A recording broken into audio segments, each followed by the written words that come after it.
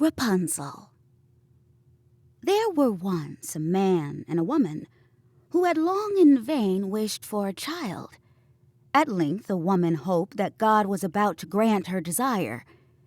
These people had a little window at the back of their house, from which a splendid garden could be seen, which was full of the most beautiful flowers and herbs.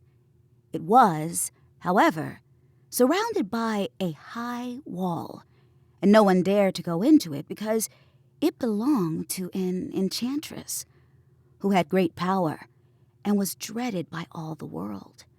One day, the woman was standing by this window and looking down into the garden when she saw a bed which was planted with the most beautiful rampion, Rapunzel. And it looked so fresh and green that she longed for it and had the greatest desire to eat some. This desire increased every day, and as she knew that she could not get any of it, she quite pined away and looked pale and miserable. Then her husband was alarmed and asked, "What aileth thee, dear wife?" "Ah," she replied, "if I can't get some of the rampion which is in the garden behind our house to eat, I shall die." The man, who loved her, thought, "Sooner than let thy wife die, bring her some of the rampion thyself. Let it cost thee what it will." In the twilight of the evening, he clambered down over the wall into the garden of the enchantress, hastily clutched a handful of rampion, and took it to his wife. She at once made herself a salad of it, and ate it with much relish. She, however, liked it so much, so very much, that the next day she longed for it 3 times as much as before. If he was to have any rest, her husband must once more descend into the garden. In the gloom of evening, therefore, he let himself down again. But when he had clambered down the wall, he was terribly afraid, for he saw the enchantress standing before him. "How canst thou dare," she said with angry look, "to descend into my garden and steal my rampion like a thief? Thou shalt suffer for it."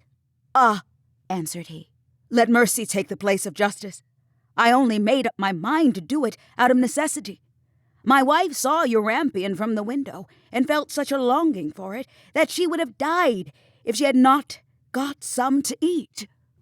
Then the enchantress allowed her anger to be softened and said to him, "If the case be as thou sayest, I will allow thee to take away with thee as much rampion as thou wilt.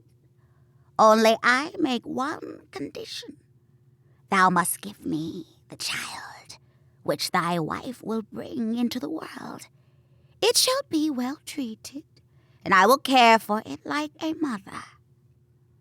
The man, in his terror, consented to everything, and when the woman was brought to bed, the enchantress appeared at once, gave the child the name of Rapunzel, and took it away with her. Rapunzel grew into the most beautiful child beneath the sun. When she was 12 years old, the enchantress shut her into a tower, which lay in a forest, and had neither stairs nor doors.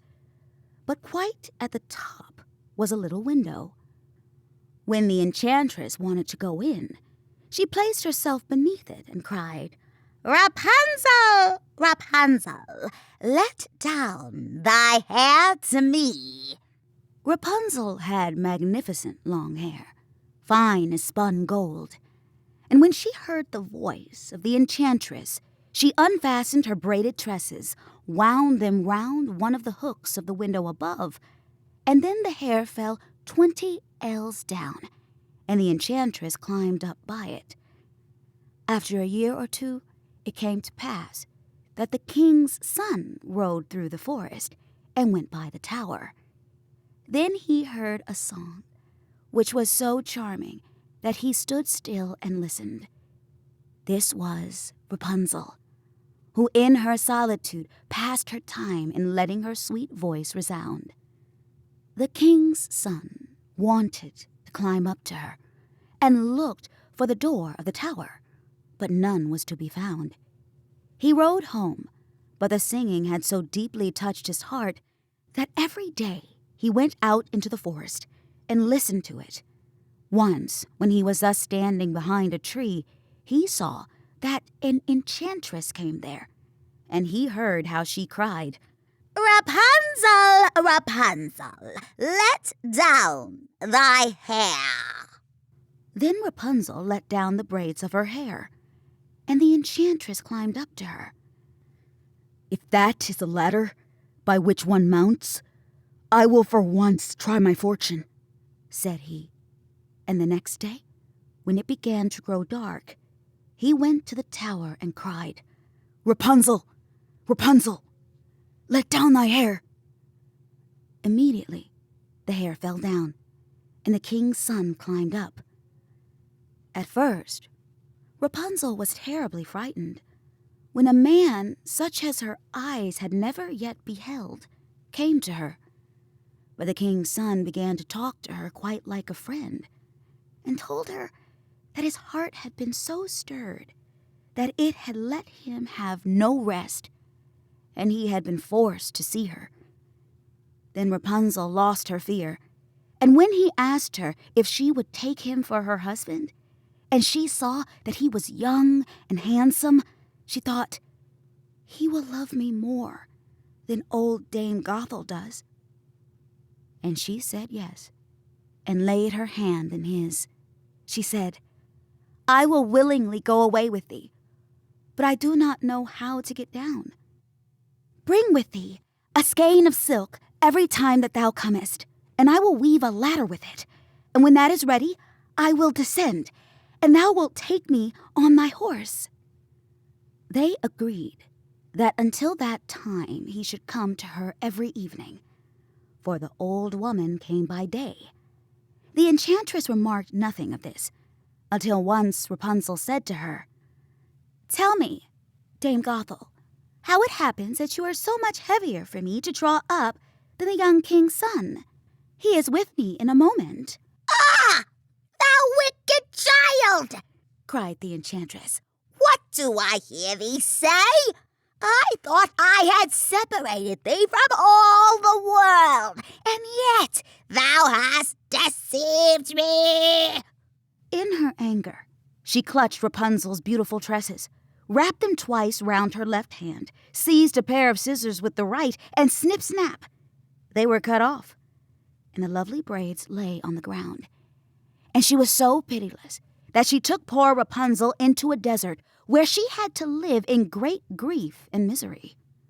On the same day, however, that she cast out Rapunzel, the enchantress in the evening fastened the braids of her hair, which she had cut off, to the hook of the window.